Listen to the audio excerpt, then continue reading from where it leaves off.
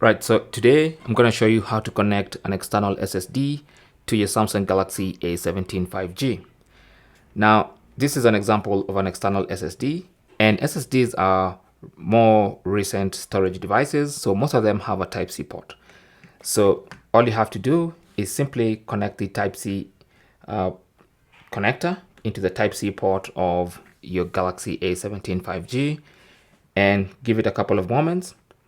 And then to access the SSD, go to the My Files app. So that's normally in the Samsung folder. So go to My Files, this app right here, and then you should see USB storage device. So tap on that, and that's going to show you all the files and folders inside the external SSD. So you can actually have a look at the pictures.